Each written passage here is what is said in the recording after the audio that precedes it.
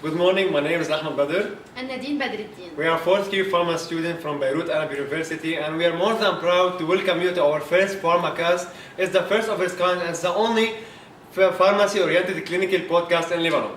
Today our main topic is about fostering medication adherence. Okay, have all people with a chronic disease such as diabetes do not take their medications as prescribed. More than 20% of new prescriptions are never filled.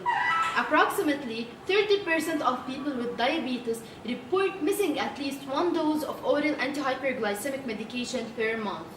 Moreover, poor medication adherence results in up to 69% of medication-related hospital admissions in the US and at least 125,000 deaths per year. The total healthcare costs related to poor medication adherence is also estimated to be $317 billion annually. On the bright side, the good news is there are many opportunities that exist for healthcare providers to improve patient adherence to their medications and their lifestyles. The most effective interventions to consider the relation between the medication taking behavior and patient understanding beliefs, feelings, and everyday life. Us as providers, we should develop and continually refine interviewing skills and to structure a repeatable method of asking questions the right way and identifying the barriers between us and the patient and to work with them to improve their adherence. Okay, approaching patients about adherence issues should be done in a manner that is non-accusatory, allowing them to answer honestly and without fear of being reprimanded. The idea should be to inform and collaborate with the patient in order to help them get the most out of their medications. Here are some tips for communicating with your patients. First of all, avoid judgmental statements and the use of the word why when possible.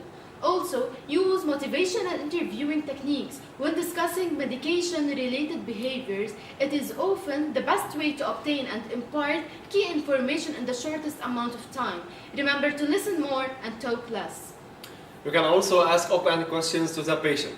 For example, you can ask, do you know why your doctor prescribes the medications you are taking? Can you tell me more about each one of them and how you're supposed to take them? Have you ever read or heard anything lately that concerns you about your medications? You have also to assess the patient's belief and confidence in taking their medications. For example, you can ask questions like, what do you know about insulin? What do you think about using insulin? You have also to ask about the benefit of taking the medications correctly. You have to clarify the understanding if there is some misunderstanding with the patient, and you have also to provide some honest assessment of the risks. Possible questions are, what are the benefits of taking your medicines as prescribed by the doctor? What might happen if you missed a dose or you took the patient in an incorrect way? You have also to focus on using some plain language and to avoid medical jargon. You have to avoid using words like LDL, HDL, lipids, etc. And you have also to avoid explanation with complex physiology. You have to focus on common terms that are relevant to the patient. Okay, ask about missed doses in the correct way. Demonstrate that you understand that this sometimes happens, but use it as an opportunity to probe reasons. Some examples: sometimes we get busy or for whatever reason, we don't take all the doses of our medicines. How many times in a given week do you miss taking your medicines? Guide the patient to revealing barriers with taking medicines. For example, ask questions such as, what gets in the way of taking your medicine as prescribed? Also, cost is a frequent barrier. Ask whether the medication fits within their budget. If the answer is no or they are concerned, consider discussing options with the patient's pharmacist. They can advise on combination medications, less expensive alternative medications due to generics or ranking on insurance tier levels, patient assistance programs, and others.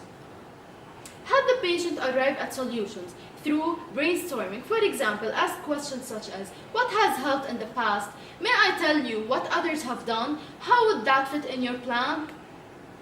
You can close the loop by asking them to repeat the plan back to you. You can also ask them if they have any additional questions. Also ask them about medication adherence at every visit. That's it for today's Pharmacast. I hope you enjoy and I hope to see you again. Thank you.